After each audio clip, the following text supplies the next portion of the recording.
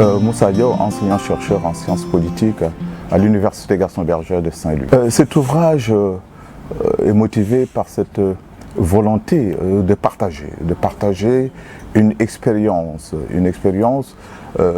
qui est basée sur une volonté de réussir.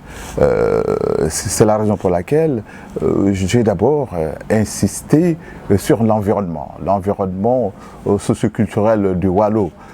Parce que j'appartiens à cette région-là où j'ai grandi, et ses traditions et sa culture m'ont vraiment intéressé, parce que je m'identifie aussi à ces traditions, à cette contrée. Ces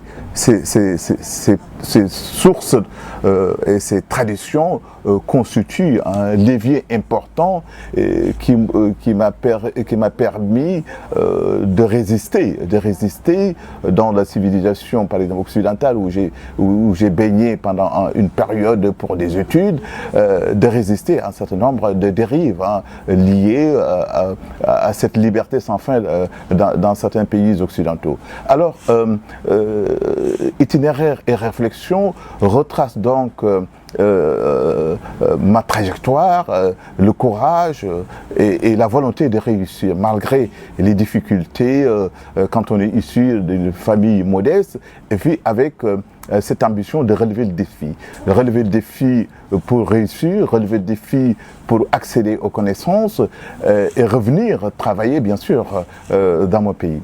Alors les difficultés sont immenses. Je ne vais pas les retracer ici, mais c'est pour montrer tout simplement que cet environnement du Waalo est très riche et que cet environnement du Waalo renferme des valeurs, des identités qui permettent de former l'individu pour le courage et définir des objectifs qui lui permettent donc d'atteindre ces objectifs.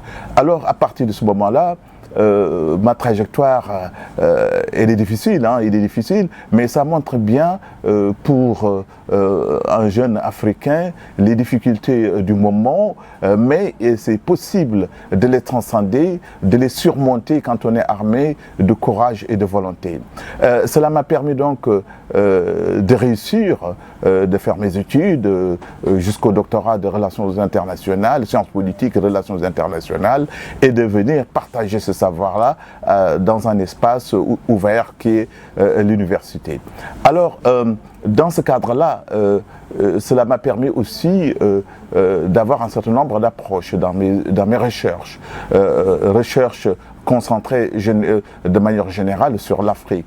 C'est la raison pour laquelle j'ai analysé les conflits africains dans leur dimension, dans leur pluralité, et ces conflits qui sont à la fois qui ont des causes internes et externes montrent bien les particularités de ces conflits qui s'inscrivent dans une logique de mondialisation. Et la plupart de ces crises-là proviennent des élections qui ont mal fonctionné, des élections qui sont déroulées dans la confrontation entre leaders, et ces crises-là constituent un obstacle majeur pour le développement de l'Afrique. Donc il faudra les surmonter. Il faut d'abord les analyser, les comprendre, et puis les surmonter. Et puis c'est que dans cette étude-là, on peut montrer aussi le comportement des leaders africains. La difficulté pour l'Afrique de sortir d'abord de ces crises et de construire, de bâtir des sociétés démocratiques. Cela dépend bien sûr de la volonté et de l'engagement de ces dirigeants-là, de leur attachement à des principes et à des valeurs démocratiques, et aussi respecter les règles de fonctionnement de la démocratie, les principes, et puis s'inscrire dans une logique de développement économique et social.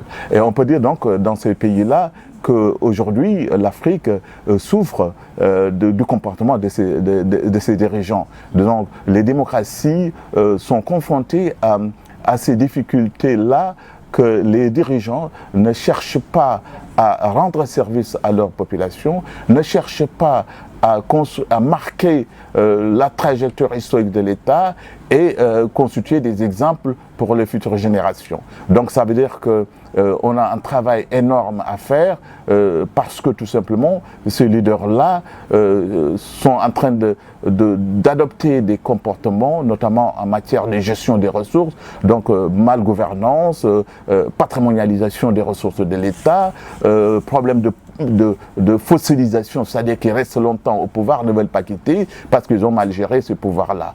Alors le problème c'est quoi? C'est d'abord de construire des sociétés démocratiques avec de nouvelles générations engagées pour réformer l'Afrique, engagées pour instaurer des méthodes de gouvernance qui soient transparentes, qui soient respectueuses des aspirations des populations et s'investir pour le développement de l'Afrique. Et d'autre part, j'ai abordé d'autres questions dans cet ouvrage-là, ce sont des rapports entre l'Afrique et la Chine. Un autre partenariat est différent de celui que proposent les Occidentaux. Parce que là, il n'y a pas cette conditionnalité.